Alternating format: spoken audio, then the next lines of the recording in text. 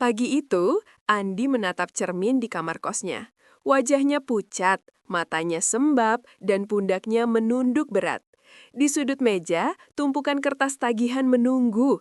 Ada yang dari pinjol, ada yang dari teman, dan ada yang bahkan ia sendiri sudah lupa kapan meminjamnya. Hidupnya hancur berantakan, bukan karena tak ada uang, tapi karena kehilangan kendali atas dirinya sendiri. Ia dulu adalah sosok pekerja keras, penuh semangat, tapi kini setiap hari hanya diisi rasa takut dan penyesalan. Dulu, ia hanya ingin membantu keluarganya. Gajinya pas-pasan, sementara ibunya sakit.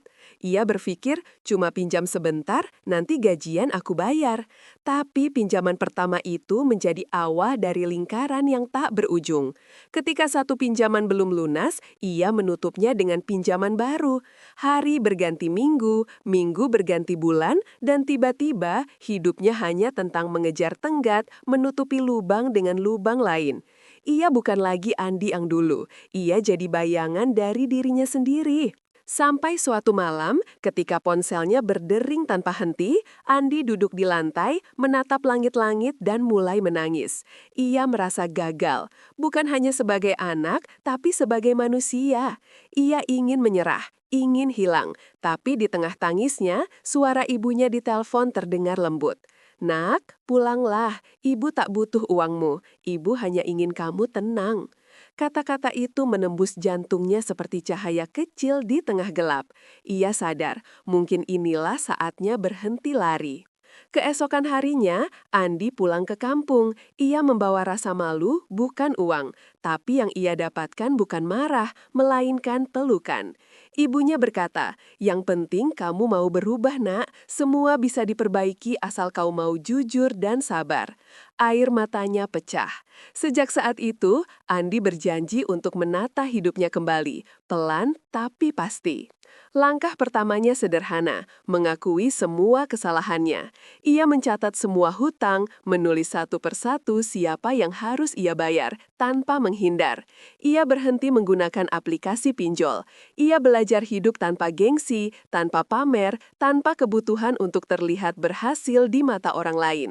Ia mulai bekerja apa saja, jadi kurir, jadi asisten dapur, bahkan jadi penjaga malam. Orang mungkin memandang rendah, tapi bagi Andi, setiap rupiah yang datang dari keringat sendiri adalah tanda ia sedang memperbaiki hidupnya.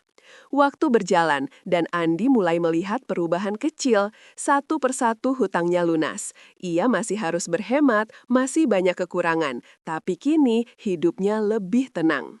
Ia bisa tidur tanpa rasa cemas, bisa tersenyum tanpa berpura-pura. Ia mulai menemukan kedamaian yang dulu hilang.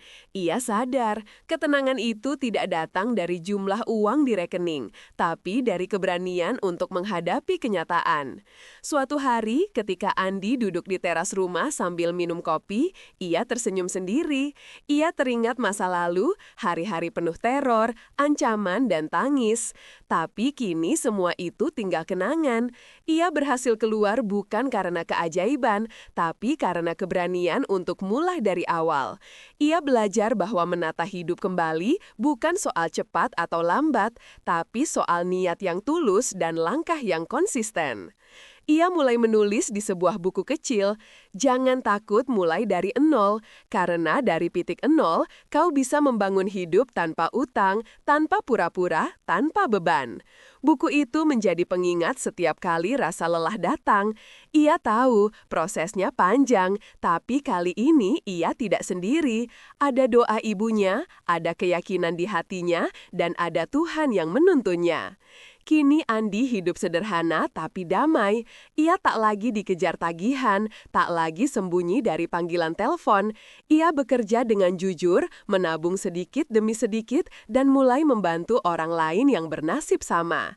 Setiap kali ada teman yang curhat tentang pinjaman online, ia hanya berkata, "Jangan ulangi kesalahanku. Hidup tanpa utang memang berat di awal, tapi ringan di hati selamanya." Hidup memang penuh ujian, tapi bukan berarti tidak bisa diperbaiki. Kadang, kehancuran adalah cara Tuhan menyadarkan kita bahwa yang selama ini kita kejar bukan ketenangan, tapi kebanggaan. Dan untuk menemukan kebahagiaan yang sejati, kita harus berani kehilangan segalanya, termasuk gengsi yang membuat kita buta arah. Jika hari ini kamu juga merasa hidupmu berantakan karena pinjaman, percayalah masih ada harapan. Tak ada yang terlambat untuk menata ulang hidupmu. Mulailah dari kejujuran, dari keberanian kecil untuk berhenti menipu diri sendiri.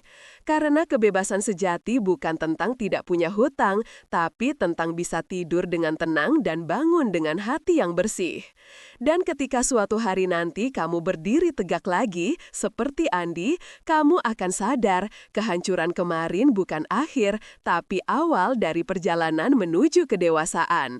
Sebab hidup yang tenang ternyata lahir dari keberanian untuk memulai lagi dari nol.